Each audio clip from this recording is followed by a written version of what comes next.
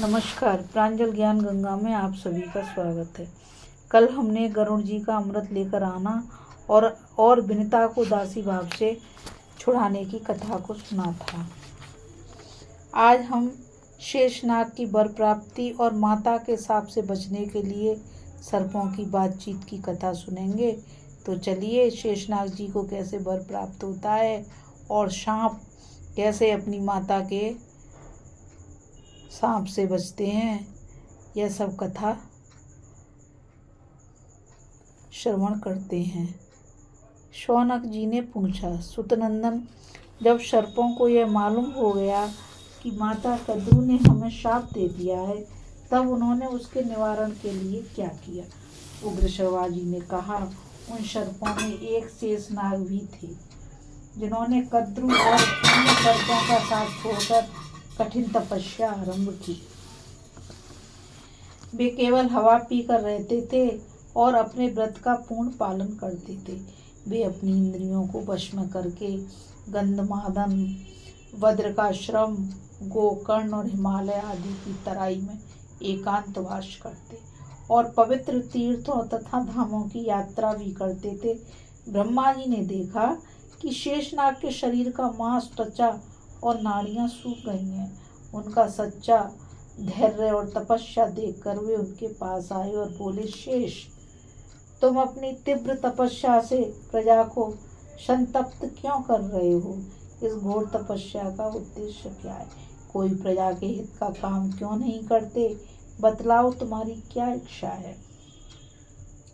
शेष जी ने कहा, भगवान, मेरे सब भाई मूर्ख हैं, इसलिए मैं उनके साथ नहीं रहना चाहता। आप मेरी इस इच्छा का अनुमोदन कीजिए। वे परस्पर एक दूसरे से शत्रु के समान डहा करते हैं। विनिता और उसके पुत्र गरुड़ तथा अरुण से देश करते हैं, इसलिए मैं उनसे ऊब कर तपस्या कर रहा हूँ। विनिता नंदन गरुड़ निस्संदेह हमारे भाई हैं। अब मैं तपस्या करके यह शरीर छोड़ दूंगा। मुझे चिंता है तो इस बात की कि मरने के बाद भी उन दुष्टों का न संग हो। ब्रह्मा जी ने कहा, शेष, मुझसे तुम्हारे भाइयों की करतूत छिपी नहीं है। माता की आज्ञा का उल्लंघन करने के कारण वे स्वयं बड़ी विपत्ति में पड़ गए हैं। अस्तु, मैंने उसका परिहार भी बना रखा है। अब तुम उसकी चिंता छोड़कर अपने लिए जो चाहो वो वर मांग लो। मैं तुम पर बहुत प्रसन्न हूँ, क्योंकि सौभाग्यवश तुम्हारी बुद्धि धर्म में अटल है। तुम्हारी बुद्धि सर्वदा ऐसी ही बनी रहे। शेष जी ने कहा, पितामह, मैं यही वर चाहता हूँ कि मेरी बुद्धि धर्म, तपस्या और शांति में संलग्न रहे। ब्रह्मा जी ने कहा, शेष, मैं तुम्हारे इंद्रियों और मन के संयम से बहुत प्रसन्न हूँ। मेरी आज्ञा से तुम प्रजा के हित के लिए एक काम करो। यह सारी पृथ्वी पर्वत, वन, सागर, ग्राम, बिहार और नगरों के साथ हिलती डोलती रहती है। तुम इसे इस प्रकार धारण करो जिससे अचल हो जाए। शेष जी ने कहा, आप प्रजा के स्वामी और समर्थ हैं। मैं आपकी आज्ञा का पालन करूंगा। मैं पृथ्वी को इस प्रकार धारण करूंगा जिससे वह हिले डुले नहीं। आप इसको मेरे सिर पर रख दीजिए। ब्रह्मा जी ने कहा, शेष, पृथ्वी तुम्हें मार्ग देगी, तुम इसके भीतर घुस जाओ। तुम पृथ्वी को धारण करके मेरा बड़ा प्रिय कार्य करोगे।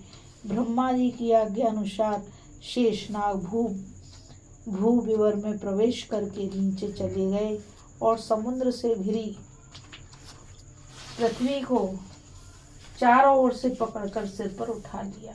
वे तभी से स्थिर भाव से स्थित हैं। ब्रह्मा जी उनके धर्म, धैर्य और शक्ति की प्रशंसा करके अपने स्थान पर लौट गए। माता का शाप सुनकर बासुकीनाग को बड़ी चिंता हुई। वे सोचने लगे कि इस शाप का प्रतिकार क्या है। उन्होंने अपने भाइयों को इकट्ठा किया और सबसे सलाह करके कहने लगे। वासुकी ने कहा, भाइयों, आप लोग जानते ही हो कि माता ने हमें शाप दे दिया है। अब हम लोगों को चाहिए कि सोच विचार करके उसके निवारण का उपाय सोचें। सब सांपों का प्रतिकार संभव है, परंतु माता के सांप का प्रतिकार दिखाई नहीं पड़ता। हमें अब हमें समय व्यर्थ नहीं गंवाना चाहिए। विपत्ति आने से पहले ही उसका उपाय करने से काम बन सकता है। तब ठीक है कहकर सभी बुद्धिमान और चतुर सर्प विचार करने लगे। कुछ नागों ने कहा, हम लोग ब्राह्मण बनकर जन्मे, जैसे भिक्षा मांगे कि तुम यज्ञ मत करो। कुछ ने कहा, हम मंत्री बनकर ऐसी सलाह दें जिससे यज्ञ ही ना होने पावे। किसी ने कहा कि उनके पुरोहित को ही डसकर मार डाला जाए। पुरोहित के मरने से अपने आप यज्ञ रुक जाएगा। धर्मात्मा और दयालु नागों ने कहा, राम राम, ब्रह्म हत्या करने का विचार तो मूर्खतापूर्ण और अशुभ है। विपत्ति के समय धर्म से ही रक्षा होती है। अधर्म का आश्रय लेने से तो सारे जगत का ही सत्यानाश हो जाएगा। कुछ नागों ने कहा, हम बादल बनकर यज्ञ की आग बुझा देंगे। कुछ बोले, हम यज्ञ की सामग्री चुरा लाएंगे। कुछ ने कहा, हम लाखों आदमियों को डस लेंगे। अंत में सर्पों ने कहा, वासु के हम सब तो यही सोच सकते हैं। अब आपको जो अच्छा लगे वह उपाय शीघ्र कीजिए। वासुकी ने कहा, हमें तो तुम लोगों के विचार ठीक नहीं जच रहे हैं। इन विचारों में अव्यवहार्यता बहुत अधिक है। चलो हम लोग अपने पिता महात्मा कश्यप को प्रसन्न करें और उनके आज्ञा अनुसार काम करें। जिस प्रकार हम लोगों का हित हो वही काम करना है। मैं सबसे बड़ा भाई हूँ, भलाई बुराई की जिम्मेदारी मेरे ही सिर होगी, इसलिए मैं बहुत चिंतित हो रहा हूँ। उनमें एक एलापत्र नाम का नाग था।